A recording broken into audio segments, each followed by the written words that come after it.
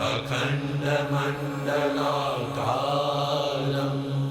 व्याप्तं येन चराचरं तत्पदं दर्शितं येन तस्मै श्रीगुरवे नमः।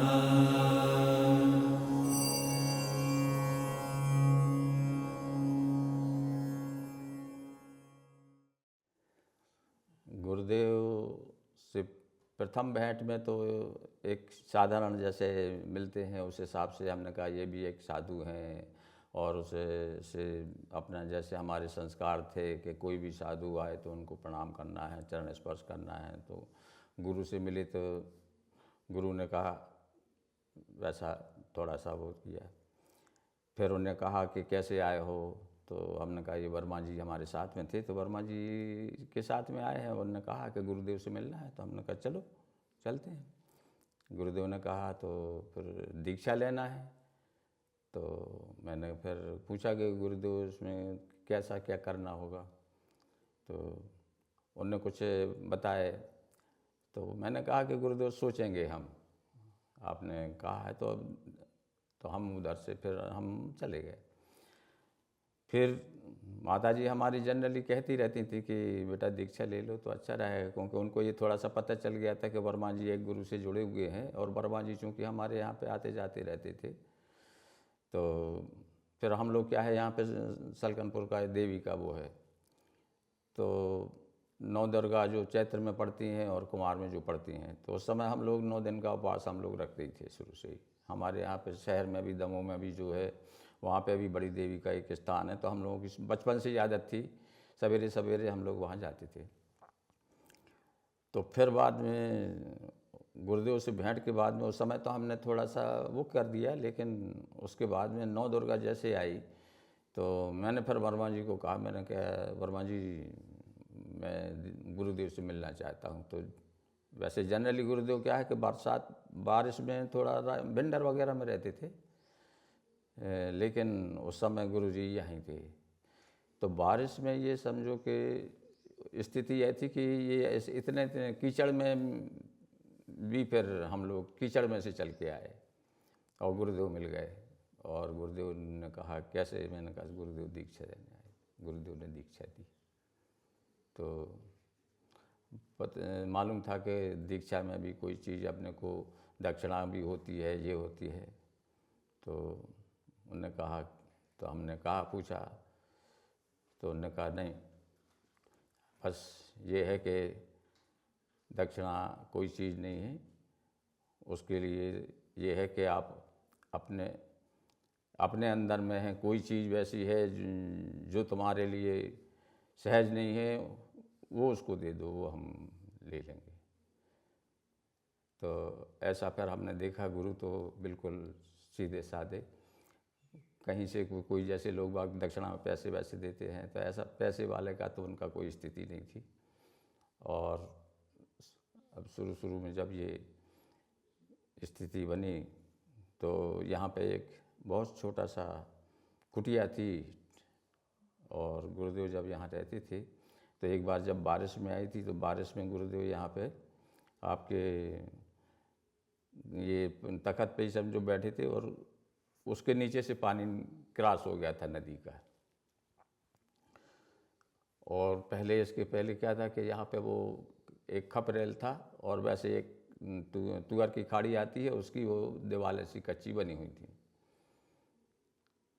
तब फिर वो एक बार की विचार आया कि भाई देखो, अपने जो लोगों को कहा कि देखो यार अपने गुरुदेव यहाँ ऐसे उसमें रहते हैं, और ये खपरों की वजह से, टाइल्स की वजह से क्या होता था कि बंदर वगैरह बहुत परेशान करते थे। तो उसके लिए फिर वो है कि वो इंग्लिश का वैल्यू थे, टाइल्स थे, तो उसके लिए फिर चेंज करो, फिर चेंज करो। तो ऐसा करो, मैंने कहा भैया इसको चेंज करने से तो अच्छा है कि एक काम करो, अपन उस पर स्लैब भी डाल देते हैं, कुछ छत कर देते हैं। तो ऐसी स्थिति फिर वो सभी गुरु भाई जुड़े, तो वो छत का कार्यक्रम किया, सभी ने अपना श्रम किया। गुरु देव का तो आचरण जो था बहुत डिसिप्लिन था।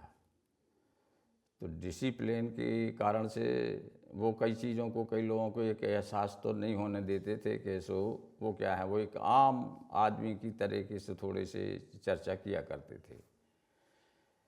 लेकिन डिसिप्लिन की वजह से हम कभी जैसे जानना चाहें, पूछना चाहें कि गुरुदेव आप कहाँ से हैं, कैसे हैं, तो वो हमारी हिम्मत भी नहीं होती थी, इतना उनका तेज वैसा रहता था।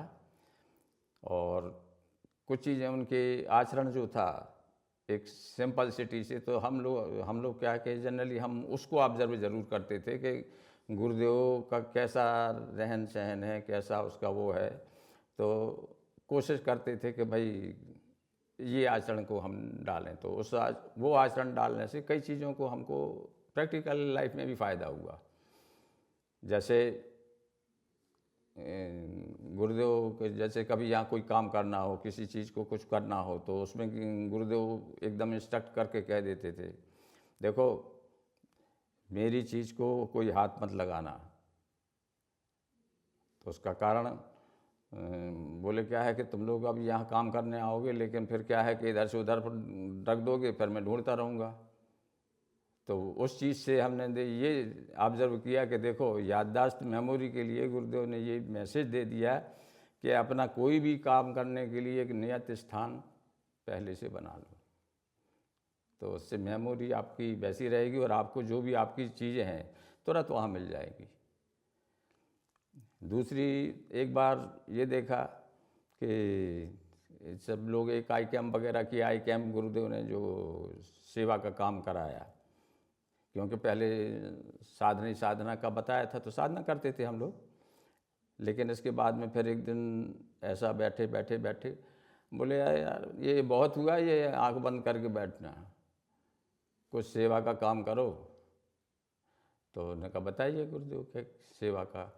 तो फिर उन्होंने वो आई कैंप ऑर्गेनाइज किया, और आई कैंप में फिर ये स्ट्रिक्टली ये था आई कैंप में कि वहाँ पे जो भी कार्य होगा सेवा का, उसमें सिर्फ अपने साधक ही लोग काम करेंगे।